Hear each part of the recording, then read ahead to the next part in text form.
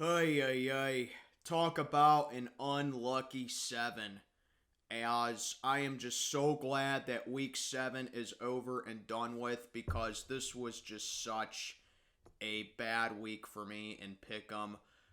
It is Tuesday morning, everybody, and I'm back with another video as these are my week 8 picks of the 2023 NFL season. As I said, week 7 was not kind to me, and it wasn't kind to a lot of people as well. Just 7-6 in week 7 puts me at 67-39 for the season. Yeah, obviously not a great week. I mean, there were a couple of games that I wish I had back, but overall, I mean, nothing just went my way for week 7. So hopefully week 8 can be better for me and it can be better for other people as well. Again, I took a lot of notes for week 8 and I'm going to try to keep this as short as I possibly can. And so, yeah, let's not waste any more time as no teams are on the bye week this week. We got a full week of football this week. No bye week teams this week. So let's get on to it and just hope that I have a better week. Let's not waste any more time. These are my week 8 picks. And batting leadoff, as always, we got Thursday night football between the Tampa Bay Buccaneers and the Buffalo Bills. This one is in Buffalo. Well, remember at the beginning of the season where I told everybody, hey, you might want to pump the brakes on the Bills winning the AFC East this year?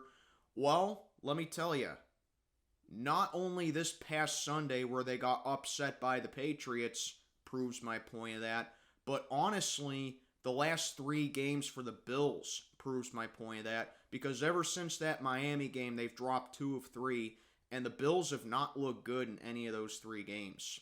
I mean, they were down double digits to Jacksonville and London, which is whatever, but then Sunday night opened my eyes up against them where they were trailing much of the entire game against the Giants, and they were 2 coaching decisions away from losing that game, quite frankly. And then Sunday, they blow it to New England with Mac Jones leading a touchdown drive in the 4th quarter. Buffalo not looking good so far. They're 4-3. And do I think they'll break out of this slump? Yeah, they're too talented, but they ain't playing well so far. And I keep saying, I like Josh Allen. I'm a big fan of him. But the guy is so overrated. I mean, I'm not saying he's bad. There is a difference between bad and overrated. But the guy is so turnover prone, and he honestly doesn't, strike me as a clutch quarterback. I mean, he threw another pick against the Patriots. And Dawson Knox being questionable for this game, and the Bills are still a little roughed up defensively. Buffalo is looking like they're in some trouble right now. But then you got to take a look at Tampa Bay. They didn't look good against Atlanta either, as Baker Mayfield and Chris Godwin are both questionable for this game for Tampa Bay. So this one took me a little bit to think about, if I'm being completely truthful with you guys.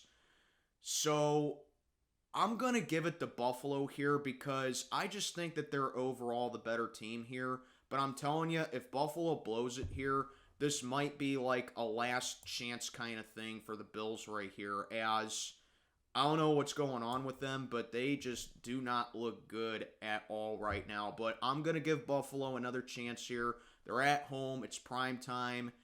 And the Bills, they've shown that they can stave off, short week controversies.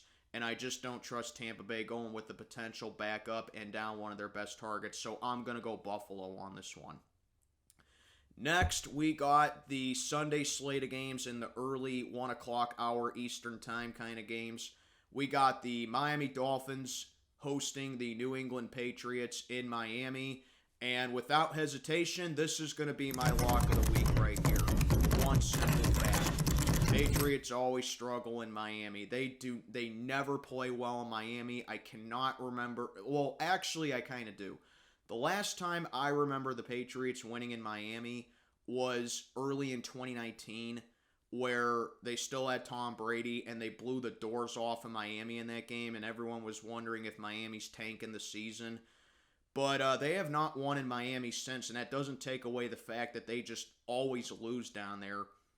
And the Patriots, I mean, I know they're coming off a big win against Buffalo, but I just don't trust New England for the remainder of the season. Miami, I mean, they had a rough night in Philly, and kind of like the Bills, I'm kind of starting to have second thoughts about the Dolphins because I was real high on them going into the season. They've only lost 2 games, but in both their losses, they've lost by double digits, and they have just been completely, maybe not completely, but they've been dominated in both their losses where they got worn out, and all 5 of their wins have come against teams that are at or under 500. I mean, the pressure was there on Jalen Hurts for the most part on Sunday night, but then in the fourth quarter when the Eagles found the holes in Miami's defense, they pulled away. But regardless, the Dolphins are coming back home. They're playing the Patriots, who they always beat at home. I'm going to go Miami. But my question with them is 10 points too much for them? We'll see. But regardless, I'm going to go with Miami. This was by far the hardest game for me to decide. We got the Battle of MetLife between the Jets and the Giants. The Jets are coming off their bye at 3-3. The Giants are coming off a win against Washington. Like I said, this was by far the hardest pick for me this week, and it may even be the hardest pick for me on the season for one simple reason. I always say whenever I'm in doubt and whenever I'm sure of who to pick, I go home team, but I can't even use that for this game because both these teams share the same stadium. So I can't even use that for this game. Instead, I'm going to go by who I think is the hotter hand. You take a look at both these teams. The Giants, they were miserable defensively to start off the season, but lately the Giants have been playing much better defensively. They held Washington in check, which take of that with what you will, but still the Giants, the fact that they were even able to keep the Bills in check a couple weeks ago, I think that's starting to say something about the Giants right there. They're starting to play a lot better. Saquon Barkley starting to carry the load. He's looking like he's back in form. And I don't know if Daniel Jones is going to be good to go for this game for the Giants, but honestly, I think Tyrod Taylor at this point gives them a better chance of winning because the Giants, they should have beaten Buffalo, again, if it wasn't for those 2 blunders by Brian Dable. But, you know, you got to credit the Giants. It looks like they're starting to play better football. But the Jets, they have been a very underrated team this year when everyone thought they were going to be left for dead when Aaron Rodgers got hurt and he was expected, and he's going to miss the entire season now pretty much. Zach Wilson is kind of holding his own a little bit. I personally think people are too hard on him, but he's holding his own. They got a really good run game in the backfield with Breece Hall, and that Jets defense is very strong. It's a battle of 2 underrated coaches, in my opinion, right here. So, again, I cannot emphasize enough how hard this was for me to decide, but in the end, I think I'm going to go with the New York Jets for this one, and I'm going to make this my spread of the week. The Jets are favored by 3. I think that's reasonable for them, and I think they'll cover this game. I think the Giants are going to do whatever they can to make it a ball game here, and I think that they're definitely going to play tough defensively, but I think it's going to come down to 2 things. It's going to come down to the Jets' run game, and it's going to come down to who blinks first on defense. It's a matter of who I trust more defensively, and at this point, I think it's the Jets. Their last game, they held off the Eagles, and they beat them for the first time in franchise history. The Giants, like I said, they're playing better defensively, but I don't know if I can fully trust their defense for the whole season right now. So I honestly think the Jets have a little bit of a hotter hand for this one, and that's why I'm going to take them, and that's why I'm going to take them to cover the 3. 21-17, I'm going to go with the Jets to narrowly beat the Giants here. Then we got another tough one here between 2 teams who I can never trust when it comes to pick 'em. We got the Falcons and the Titans down in Nashville, as I think I may know who the best team in the NFC South is. New Orleans is very mid offensively, and their defense is carrying them, aside from that second half that Derek Carr had. But I don't know if I can fully trust the Saints. The Bucs, they're underrated, but again, I don't know if I can fully trust them, and they're dealing with injuries. And the Panthers are just god-awful. But if you ask me, I think Atlanta might be the best team in the NFC South right now. They got a really good defense up front. Drake London, Kyle Pitts are coming to form, and they're finally being used the right way. And when they're not shying away from Bijan Robinson, they got a really good run game. The only problem is Bijan Robinson is listed as questionable for this game for Atlanta, at least the last time I checked. And I just think Atlanta, I think the thing holding them back from being a really good team and really making some noise in the NFC is Desmond Ridder. 3 more fumbles in the red zone by Desmond Ridder as Atlanta. They won that game on a last-second field goal. Now that I think about it, Bijan Robinson's health may be the reason why they've shied away from him for a little bit. But again, I don't know the full story of it. But I think Atlanta, they need a better quarterback to be a real contender in the NFC. But they actually look pretty good so far. The Tennessee Titans are just very up and down. They're very streaky. You never know which Titans team you're going to get. Their struggles at the end of last season are carrying over. And I know that they're coming off a bye week and they're fully rested, which generally I would give that team the advantage.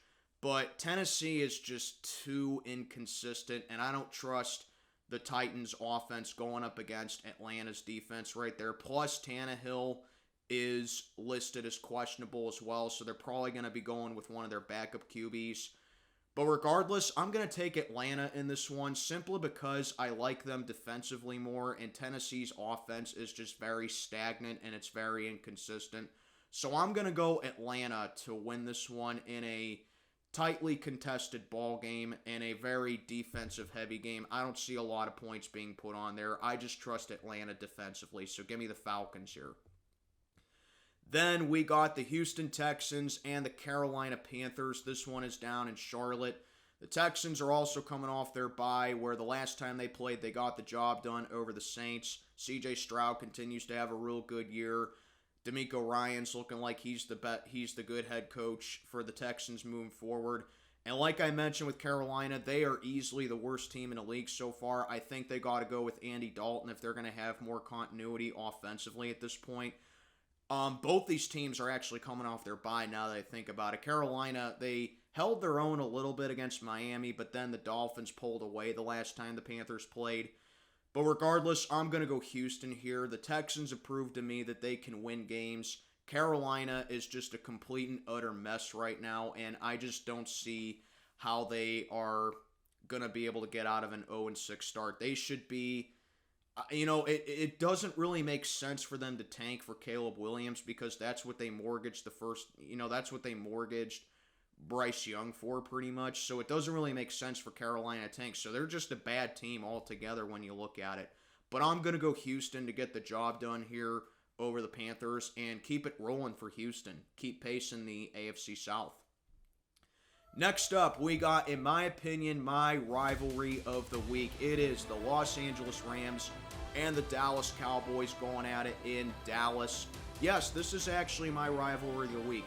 These two have met in the playoffs 9 times. Rams won 5 of the 9 matchups. And it's a really close all-time series with each other. These two have a lot of history with each other, much like how the Cowboys have a lot of history with San Francisco. So that's why I'm putting this in for my rivalry of the week. And I think it can be a pretty solid game. The Rams are coming off a terrible, sloppy performance against the Steelers, where the Rams had many chances to win the game, but several bad misuses, like using their timeouts before the warning, questionable penalties, Matthew Stafford's interception, couple of key drops, and not playing defensively well enough to contain guys like George Pickens and not being able to stop the run game. The Rams had their chances, and they wasted a really solid effort by Puka Nacua, and they're sitting at 3-4. I still think the Rams are good enough to be a playoff team in the NFC, but they need some patch-up work to do. in that NFC. Then you take a look at the Dallas Cowboys. Last time they played was Week 6 Monday Night Football, an ugly win against the Chargers, but the Cowboys defense stepped up when it mattered in the most, and they got the job done over LA, and the Cowboys are currently coming off their bye. So my thing here, Matthew Stafford, he still doesn't do well against physical defenses that can cause pressure, and that's exactly what the Dallas Cowboys have. They got a really good front up there, and I just think that's going to be a lot of problems right there, too much to handle for Matthew Stafford. Their run game, the Rams were able to gash us defensively with their second and third string running backs because, let's face it, that's just what the Steeler defense does. They give up a lot of big plays on the ground. And, they're going up against a Dallas team that really doesn't allow that a whole lot. So I think that's just a big mismatch right there. Not to say that I think the Rams can't win, because as long as they get Puka Nacua and Cooper Kupp involved in this one, knowing that Dallas is down, the Cowboys are missing Trayvon Diggs, who's out for the rest of the season with a torn ACL.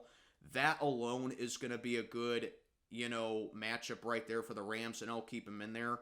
But in the end, I just think Dallas is the more complete team, and I think they're just going to be too physical for the Rams right here.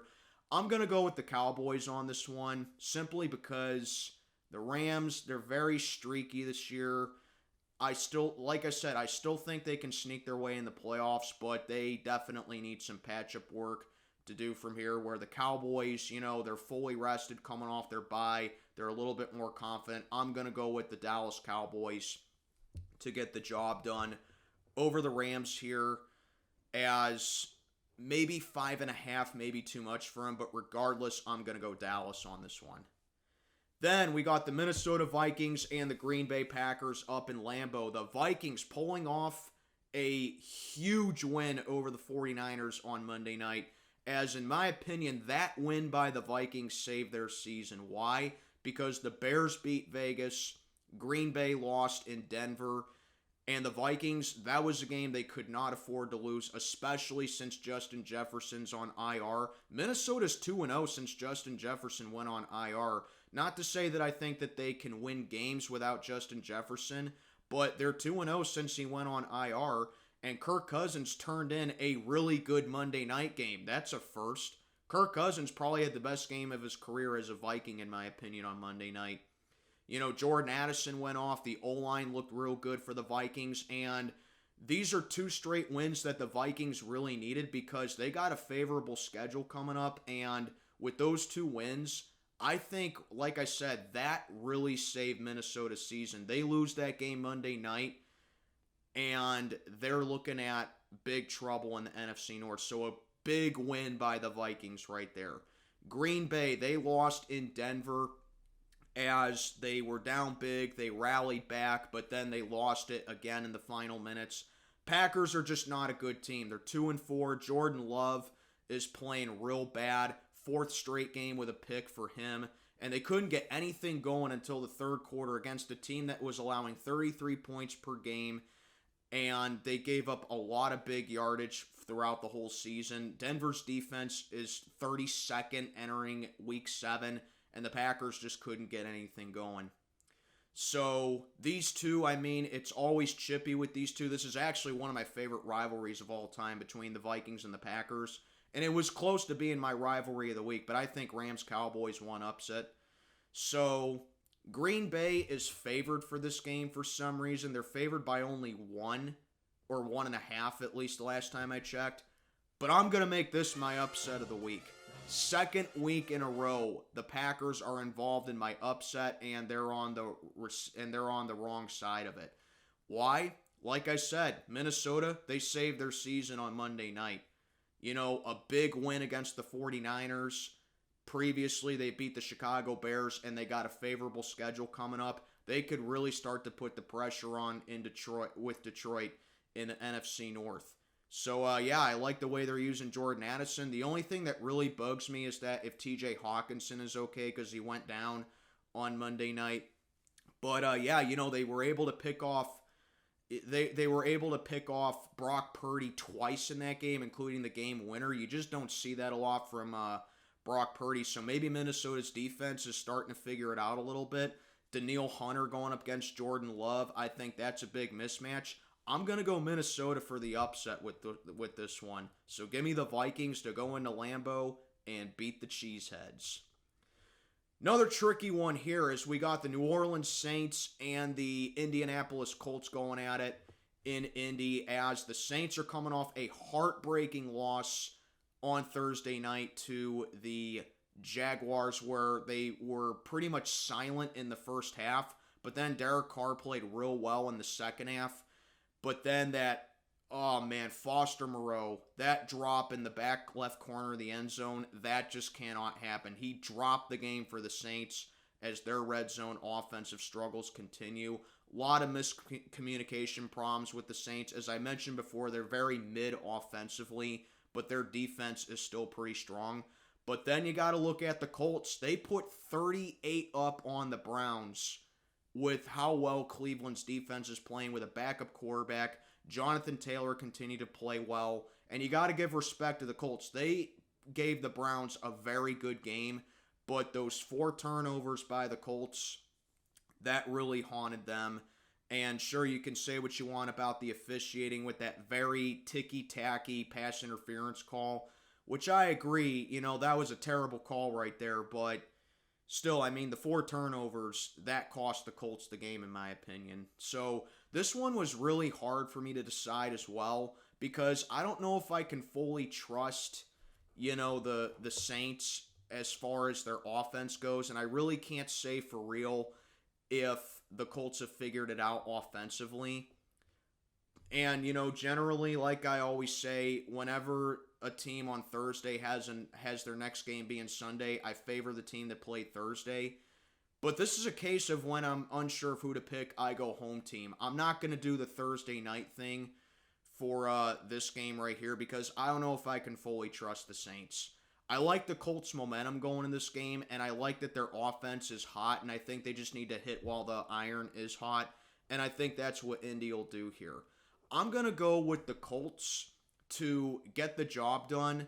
I like that Gardner Minshew can have some kind of continuity with the offense, and I like that Jonathan Taylor is starting to figure it out for the Colts right here. And like I said, I just don't trust the Saints right now. So I am going to go with the Indianapolis Colts because they're the home team, and I like them a bit more offensively.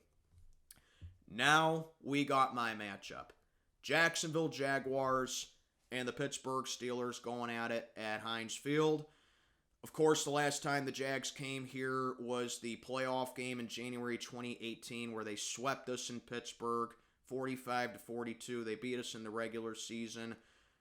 One of the games in my fandom that really pissed me off as a Steeler fan. It wasn't heartbreaking for me. It just really pissed me off, and it pissed me off about Tomlin. But I'm not going to go down that route. The Jags, they played last Thursday against the Saints, where they look good offensively despite Trevor Lawrence being, a little bit roughed up with the leg. I don't know if his leg is 100% good to go, but he didn't seem like he was hurt Thursday night, and he put together a really solid game. And he was the leading rusher of that game for Jacksonville. Not Travis Etienne, not anyone else in their backfield, but Trevor Lawrence was. And already right there, that's a big mismatch for us. Our run defense is horrendous. It's been horrendous all season. I'm not going to go too into depth because I'm going to get more of that into my preview that I'm going to have out on Friday. But you can say what you want about Cam Hayward being out for half the season, and I don't disagree with it. Cam Hayward is such a good run stopper.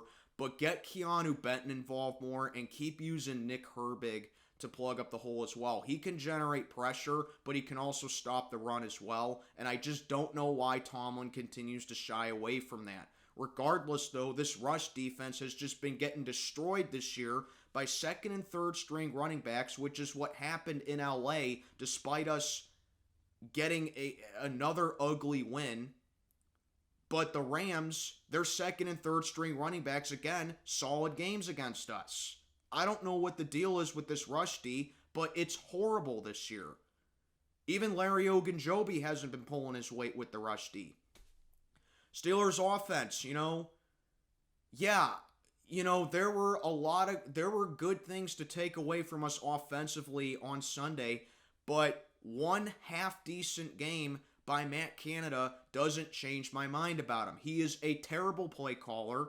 He sat up there emotionless with the game-tying touchdown, and it's like, oh, the Fox crew panned on me. I better look excited, It's awful.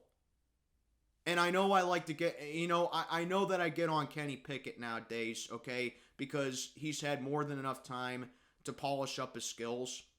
Sunday night is not the game to do it for him to criticize him, because I thought Kenny Pickett did what he could. I don't know what more he could have done. George Pickens went off for us again. The run game was there for us. For the love of God, make Jaylen Warren your RB1. So there you go. That's where these two teams are headed for Sunday. I will say, though, we're kind of the opposite of the Jaguars as well, for a different reason. The Jags, they usually start off hot offensively, but then they cool down as the game progresses. We're the opposite. We start off ice cold, and we start off dead for the first half. But then the second half comes, and it's like, where the hell was this in the first half? So something's got to give with that. Jacksonville starts off hot, then they get cold, and then we just decide to play our best football, specifically in the fourth quarter. Again, you cannot rely on that for the entire season. I've seen that from Mike Tomlin's Steeler teams for the better part of the last decade now. It's tiresome. People say that it's winning football. People say that wins are wins. You know what I say to that? I say I'm sick and tired of it. I want 60 minutes of football, okay? Not 50 minutes of football, not 30 minutes of football, and certainly not 17 to 15 minutes of football. I want 60 minutes of football. And I'm telling you, Matt Canada admitted incompetence himself after the Texans game, where he said this offense is not built to come back from deficits. So it's kind of like he lied on Sunday, because we came back from a deficit to beat the Rams.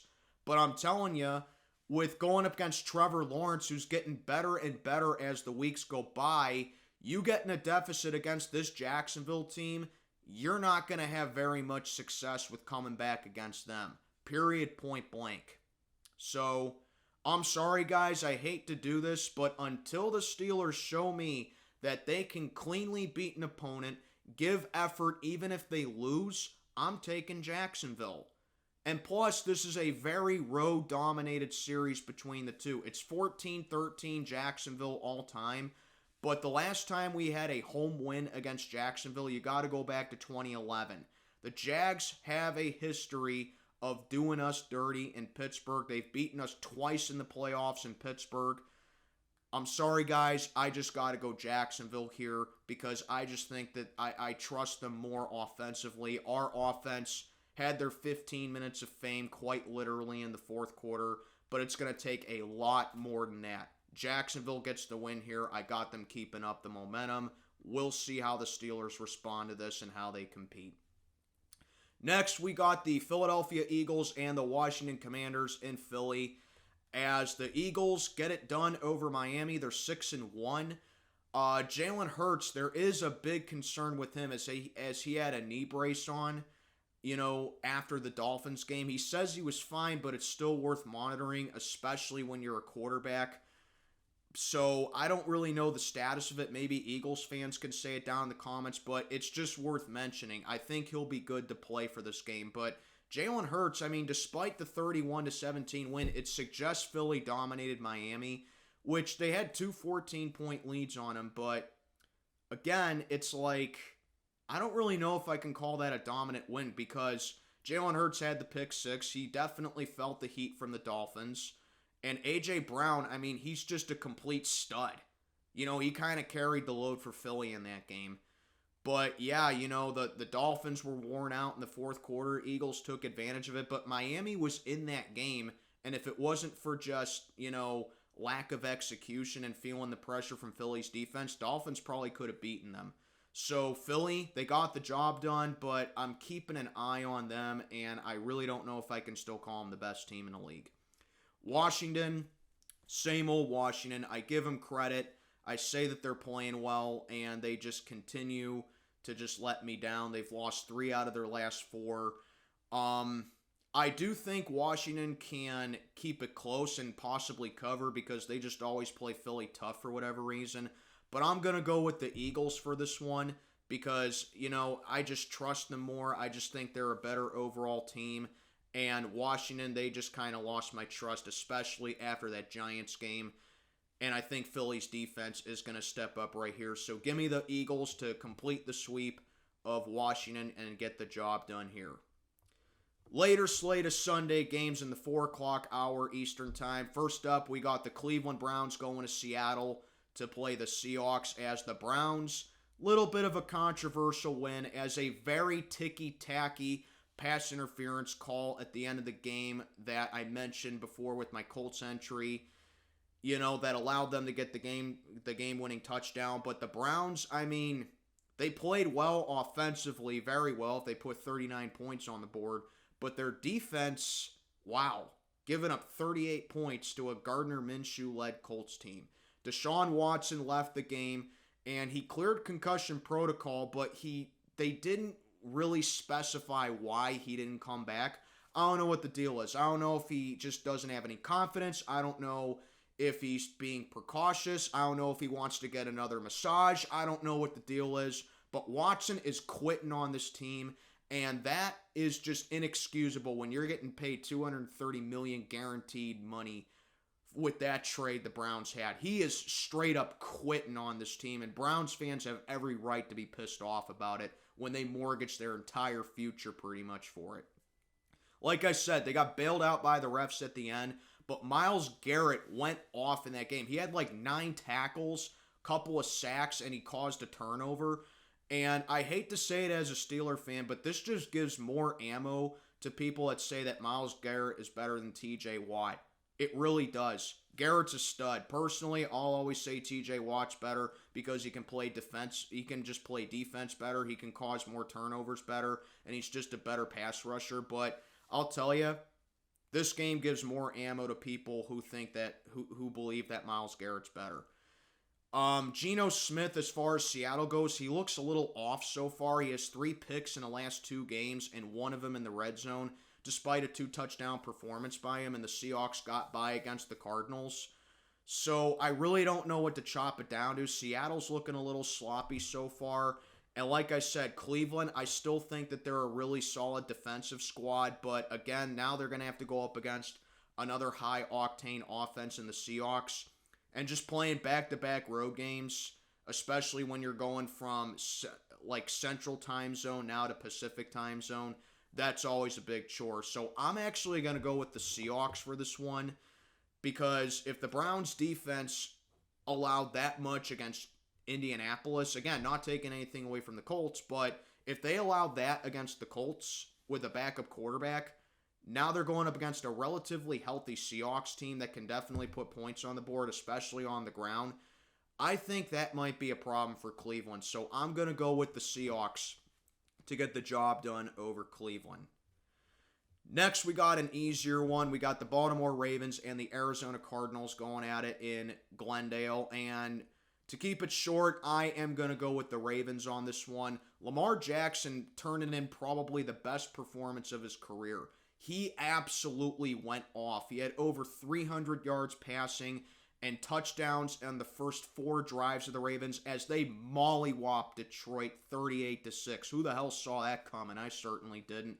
But Lamar's dominance of the NFC continues. He's 16-1 now against the NFC. The Cardinals, they're starting to look like who we thought they were. They were in there a little bit against the Seahawks, but this is like their 3rd or 4th straight loss by double digits, and just the momentum that Baltimore has right now, I'm going to go with the Ravens to get the job done over the Cardinals. Like I said, Lamar, he just don't lose to NFC teams, so I'm going to go with the Ravens to get a pretty easy win here over Arizona. This was close to being my lock of the week, but there's a small part of me that says that the Ravens receivers still need to step up, but Zay Flowers is looking like a stud for him, and that Arizona can probably keep it close with them, but I'm going to go with the Ravens to get the job done over Arizona. Then we got the Kansas City Chiefs and the Denver Broncos. This one is in Denver. These two met a week and a half, 2.5 weeks ago on Thursday Night Football, where the Chiefs won 19-8, but Denver played them really tough defensively in Arrowhead. They held the Chiefs to under 20 points. I just don't get it with Denver's defense. I mean, they're ranked 32nd in the league. But again, I think it has a lot to do with that Dolphins game where they allowed 70 points, where the Dolphins just have a high-octane offense. But then again, so does Kansas City, and they held them to under 20 points the first time they played. Despite the crazy winning streak that the Chiefs have against Denver, they have not looked particularly dominant against Denver. But hey, I mean, Patrick Mahomes continues to find Travis Kelce for that connection as the Chiefs got the job done over the Chargers, and the Broncos, as I said earlier, rallied to beat the Packers. That was my upset of the week. So a couple of games that really saved me from having a terrible week was that I stuck with Jacksonville, and I stuck with my gut with taking Denver and the Giants. If it wasn't for those 3 games, I would have been looking at a 4-win week for week 7. But, the Broncos, they are starting to play Kansas City better, but until they fully show to me that they're good enough to end that streak against Kansas City, I really don't know if I can trust Denver to get the job done, particularly against them. So I'm going to go Kansas City to beat the Broncos here, to extend their winning streak against them, and to continue that, to continue their momentum, because ever since dropping week 1, the Chiefs have won every one of their games since then. But my question is 8 points enough for Kansas City to cover? Because we know that Denver's starting to play them a little bit tougher, especially defensively. But regardless, I'm going to go Kansas City to get the job done over Denver. Another one that really took me a while to think about, as we got a rematch of Super Bowls 16 and 23. Bengals and the 49ers in San Francisco. As the Bengals, coming off their bye week, they are fully rested. That's a big confidence booster for the Bengals. The only thing is they're flying across the country to San Francisco. The 49ers are coming off 2 straight losses, a loss to the Browns and a loss to the Vikings on Monday night. But those 2 things for the 49ers is that they were on the road for both them games, and they were a little banged up in both them games as well, but they are starting to get a little healthier.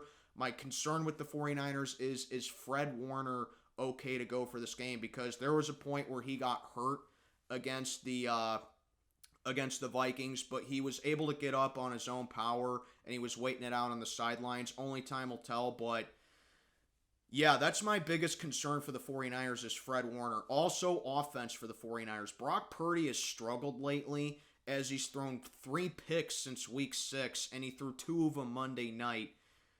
And that's very uncharacteristic like for Brock Purdy. He's taken very good care of the football, and you just don't see that a whole lot. But it seems like San Francisco's starting to get exposed a little bit offensively. Defense is still really solid for the 49ers, but with them giving up some more big plays in the secondary and with them getting gashed by wide receivers, and we know the firepower the Bengals have with their receivers, that's a cause for concern. But Joe Burrow, he continues to struggle this season, and he's still being carried by the defense. So I see this being more of a defensive game, but for the love of God, get this game on Sunday night, and I'm going to explain why in just a little bit. So, something's got to give. Do I think San Francisco will continue to struggle? Like with the Bills, I don't think it'll continue. They're too talented. They're too good. But the 49ers, they just look a little weak. And I got to say, if the 49ers drop this game, I might not be picking them or be fully confident with them for quite a while. So, a part of me really wants to take the Bengals because, like I said, they're coming off their bye. They're well rested. And I think the defense can definitely cause problems for the 49ers, especially with injuries on the O-line and CMC probably not being 100%, and Deebo Samuel probably might not play as well. But I'm going to give the 49ers one more chance here. I just think that they're too good to be on a losing streak like this. I think that their defense can really rough up Joe Burrow right here. They can take advantage of the backfield for the Bengals. And I think that definitely going up against their receivers is going to be a hard challenge. But I'm going to go San Francisco to get the job done here over the Bengals. My question again, is 5.5 though too much for San Francisco? This was close to being my upset. I'll say that much. This was really close to being my upset. But I don't know if I can completely trust the Bengals to pull off an upset with how they've looked so far early in the season. So give me San Francisco here. Why in the hell is this on Sunday Night Football? Like, seriously, who the hell wants to sit down and watch the Chicago Bears and the Los Angeles Chargers on Sunday Night Football? A battle of two incompetent teams with two incompetent coaches. And it's just, wow. How do you go from Dolphins-Eagles to Bears-Chargers on Sunday night? And unfortunately for me, the Penguins don't play Sunday, so I can't even watch the Penguins instead. I hope to God the World Series starts Sunday night because I really don't want to watch this game, man. And needless to say, this is my toilet bowl of the week. There were a couple of others that I could have put down for my toilet bowl of the week, but this one takes the cake because it's a primetime game and it's a Sunday night game, no less. However, the Bears, they did get the job done rather easily over Vegas as their backup, Baggett, I think his name is, I don't know, and honestly, who cares? He played pretty well against Vegas, and honestly, he looks better than Justin Fields at this point. Almost said Justin Herbert. But the Bears, I mean, that doesn't patch up anything. They're still horrendous. Meanwhile, the Chargers, they're coming off their bye week. Last time they played was against the Cowboys at home, which is, I think, a big beneficiary for LA right here because they didn't even have to leave home. All they had to do was just stay home and rest up. Justin Herbert, I think he's a good quarterback, but not clutch, kind of like Kirk Cousins in my opinion. And honestly, at this point, kind of like Josh Allen a little bit. But Justin Herbert is still really good. Something about Josh Allen, like I said, do I think he's bad? No, I think he's overrated. But are you sure you want to call him a top 5 quarterback in the NFL, even in the AFC? Because I can honestly say you have an argument for Justin Herbert, Tua, Joe Burrow, and at this point, I'd put Trevor Lawrence and Lamar all better than Josh Allen. But anyway, getting back to this point, I got LA winning this game because, like I said, they're coming off their bye, they're well rested, and the Bears, one game doesn't do it for me for Chicago. I'm going to go LA to get the job done here. And why the fuck is this a Sunday night game? Sorry, it's just too much for me. But I'm going to go with the Chargers here. And then rounding off on Week 8, we got Monday night. This looks a little bit better, but still, I think Goodell could have done better. We got the Las Vegas Raiders and the Detroit Lions on Monday Night Football. Raiders getting blown out by the Bears of all teams, and they are just looking real bad. They were completely lifeless offensively. And then the Lions, I mean, wow, talk about falling back to earth. 38-6, they got destroyed by Baltimore, especially when it's a team where they were coming off 4 straight wins by double digits, and they allowed 500 total yards of offense to the Ravens. So, I mean, Detroit probably falling back to earth a little bit. They look terrible. And sometimes, hey, you got to get blown out to fall back to earth a little bit. Maybe that's just what it was for the Lions, because everyone was saying, oh, they're the best team in the NFC. Oh, they're going to win the Super Bowl. They're going to go to the NFC Championship. And it's like, hold on. You're playing a solid Baltimore team. Pump the brakes right there. Is David Montgomery going to play in this game? I don't know for Detroit, but regardless, I'm going to go with the Lions here. I think they get it right for this one, as Dan Campbell, in that press conference, he was visibly pissed off, and he flat out said, quote, "We got our asses kicked," and they most certainly did. So It's going to be interesting to see how Detroit recovers from that, but I think they're capable of doing it.